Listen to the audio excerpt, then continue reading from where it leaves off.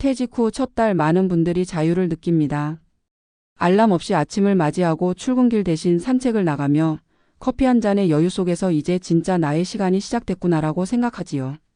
그런데 그 여유의 시간은 길지 않습니다. 첫 달 말 가계부를 펼쳐든 순간 적힌 숫자들이 우리 마음을 철렁 내려앉게 만들기 때문입니다. 서울에서 35년 직장 생활을 마치고 퇴직한 62세의 김모 씨는 매달 연금으로 220만 원을 받습니다. 아내의 국민연금 90만 원을 더하면 총 310만 원. 그는 이렇게 말했습니다. 충분할 줄 알았어요. 이제 대출도 없고 아이들도 다 결혼했으니까요. 그런데 한 달 써보고 나니 통장이 너무 빨리 비더군요. 김 씨의 한 달 지출 내역을 함께 살펴보면 왜 마음이 철렁 내려앉았는지 알 수 있습니다. 기본 생활비로 식비가 80만 원, 공과금과 관리비 40만 원, 교통비 10만 원, 통신비 20만 원. 여기에 건강보험료와 병원비가 25만 원, 사소한 경조사비나 모임비 15만 원이 더해집니다. 총 190만 원이 고정비처럼 빠져나갑니다. 남은 120만 원이 자유로운 소비라고 생각했지만 실제로는 뜻밖의 지출이 많았습니다. 냉장고 고장 수리비 15만 원, 손주 생일 선물 10만 원, 아내와의 외식 8만 원, 마트 장보기 중 충동구매 7만 원.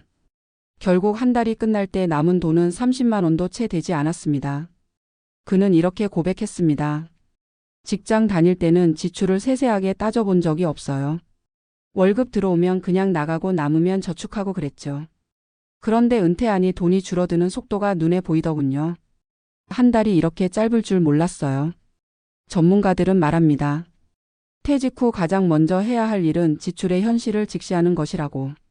수입이 줄어드는 시기에는 절약보다 인식 전환이 더 중요합니다. 직장 시절의 소비 습관을 은퇴 후에도 그대로 유지하면 아무리 연금이 많아도 버티기 어렵습니다. 특히 외식, 쇼핑, 차량 유지비, 경조사비 같은 항목은 자신도 모르게 늘어나는 무의식 지출입니다. 또 다른 사례를 보겠습니다. 58세에 조기 퇴직한 박모 씨 부부는 시골로 이주했습니다. 한적한 삶을 꿈꿨지만 현실은 예상 밖이었습니다. 도시보다 물가는 싸지만 난방비와 차량 유지비, 병원 진료비는 오히려 늘었습니다. 특히 겨울철 난방비만 40만 원이 넘게 나가면서 도시보다 돈이 더 든다는 말을 실감했다고 합니다. 은퇴 후에 지출이 늘어나는 이유는 단순히 물가 때문만이 아닙니다. 생활의 패턴이 달라졌기 때문입니다. 직장 다닐 때는 하루의 대부분을 회사에서 보내며 일정한 틀 속에서 소비가 제한되어 있었습니다. 그러나 퇴직 후에는 하루 종일 자유롭습니다. 자유는 곧 소비의 유혹으로 이어집니다. 식사 한 끼도 커피 한 잔도 친구와의 모임도 이제 모두 자발적인 선택이죠. 그리고 그 선택이 누적되면 한 달 지출이 생각보다 커집니다. 심리적으로도 퇴직 초기에는 보상 소비가 나타납니다. 그동안 열심히 일한 자신에게 주는 선물처럼 여행을 가거나 고급 식사를 하거나 집 인테리어를 새로 하는 경우가 많습니다. 하지만 그 시기가 지나면 남는 것은 줄어든 통장 잔액과 커진 불안입니다. 이대로 계속 써도 될까라는 걱정이 마음을 조이기 시작합니다. 그렇다면 어떻게 해야 할까요? 첫 번째는 지출의 고정화를 늦추는 것입니다. 은퇴 직후 바로 전기 비용을 늘리는 결정을 피해야 합니다. 예를 들어 자동차를 새로 사거나 고급 보험으로 갈아타거나 취미용 장비를 한꺼번에 구입하는 것은 피해야 합니다.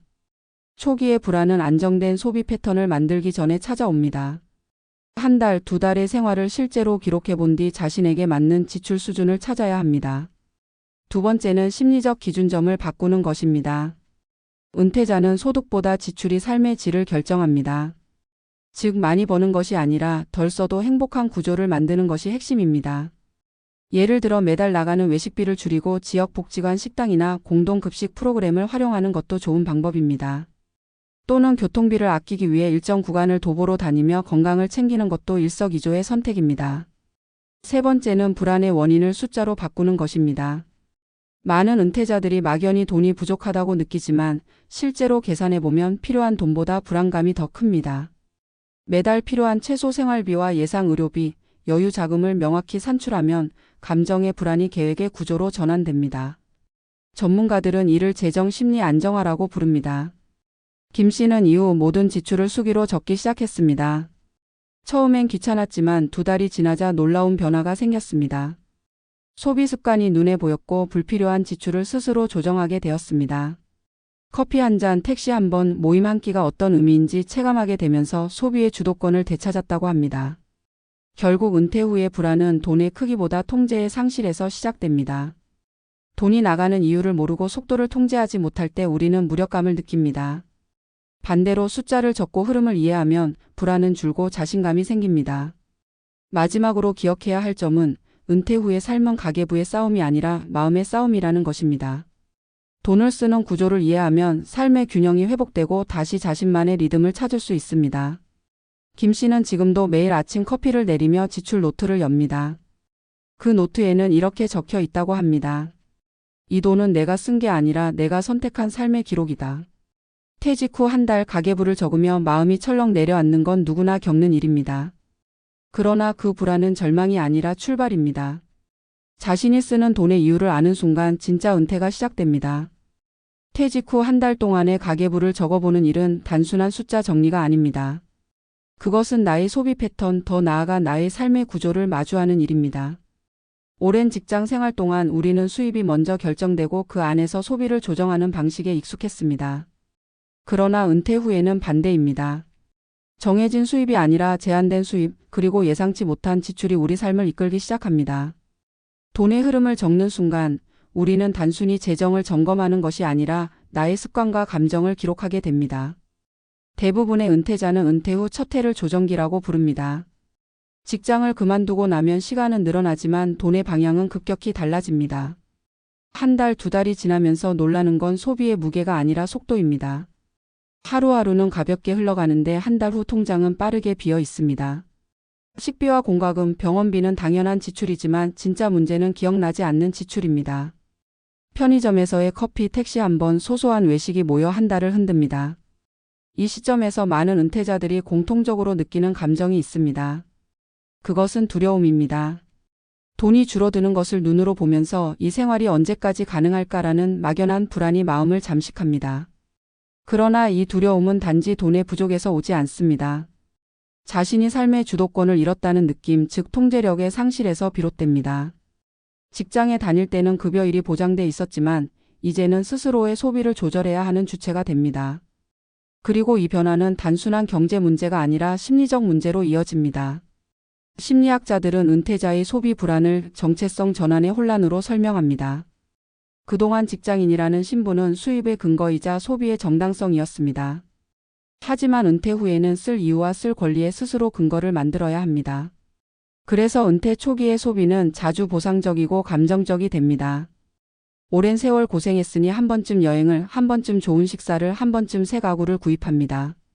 그러나 시간이 지나면 그런 소비가 마음의 공허함을 채워주지 못한다는 걸 깨닫습니다. 대신 남는 것은 불안과 계산기 두드림입니다. 한 재무 상담사는 이런 말을 했습니다. 은퇴자는 돈을 벌 때보다 쓸 때 더 용기가 필요합니다. 이 말의 뜻은 간단합니다. 버는 능력보다 쓰는 방식이 노후의 질을 결정한다는 것입니다. 여기서 필요한 것은 절약이 아니라 선택의 기술입니다. 무엇을 줄일 것인가 보다 무엇을 남길 것인가가 핵심입니다. 불필요한 소비를 줄이는 것도 중요하지만 나에게 의미 있는 소비를 남기는 것이 더 중요합니다.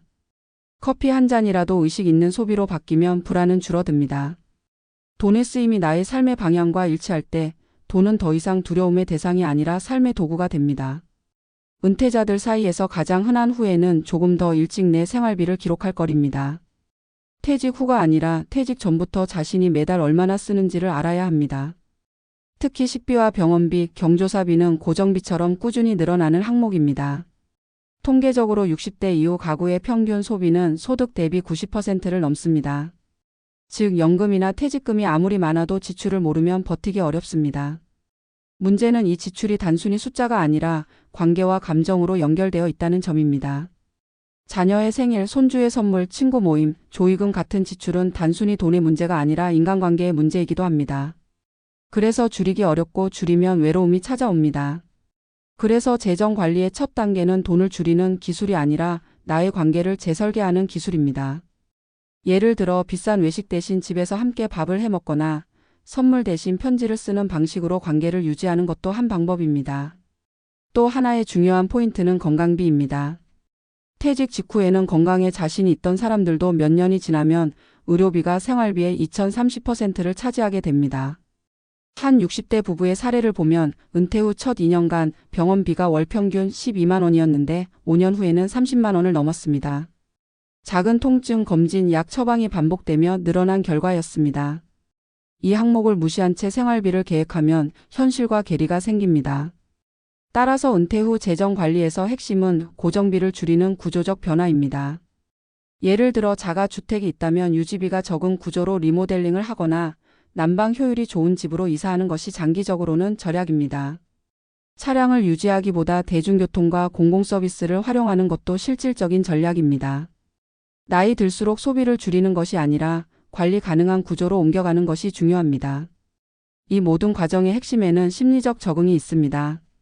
돈의 불안은 단순히 수입의 문제보다 자신이 새로운 경제 환경을 얼마나 받아들이느냐의 문제입니다. 연금이 적다고 절망할 필요도 지출이 많다고 자책할 필요도 없습니다. 중요한 것은 자신의 삶을 이해하는 과정에 있습니다. 돈을 적고 소비를 점검하는 것은 자책이 아니라 자각입니다. 한 은퇴자는 이렇게 말했습니다. 처음엔 가계부를 적을 때마다 마음이 무거웠어요. 그런데 6개월이 지나니 제 생활이 보이더군요. 그때부터 돈이 아니라 제가 바뀌었습니다. 그는 소비를 통제하기보다 소비의 주체로서 자신을 다시 세운 것입니다. 결국 퇴직 후의 재정 관리란 돈을 줄이는 싸움이 아니라 나를 다시 세우는 싸움입니다. 직장에서의 효율과 성취 대신 일상 속의 균형과 지속을 배우는 시간입니다. 은퇴란 일을 멈추는 것이 아니라 삶의 계산법을 새로 배우는 과정입니다. 우리는 퇴직 후의 불안을 피할 수 없습니다. 그러나 불안을 기록하면 그것은 통제로 바뀝니다. 통제를 되찾으면 불안은 줄고 자신감이 돌아옵니다. 통장 잔액보다 중요한 것은 내 손에 있는 펜입니다. 그 펜으로 오늘의 소비를 적고 내일의 계획을 세우는 순간 우리는 다시 삶의 주인이 됩니다. 퇴직 후 한 달 지출 내역을 적으며 마음이 철렁 내려앉는 건 당연한 일입니다. 그러나 그 마음이 곧 다시 배우는 용기의 시작입니다.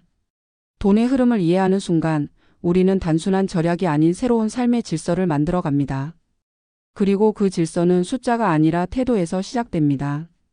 결국 은퇴 후의 진짜 안정은 더 많은 돈이 아니라 더 깊은 자각에서 온다는 것을 기억해야 합니다.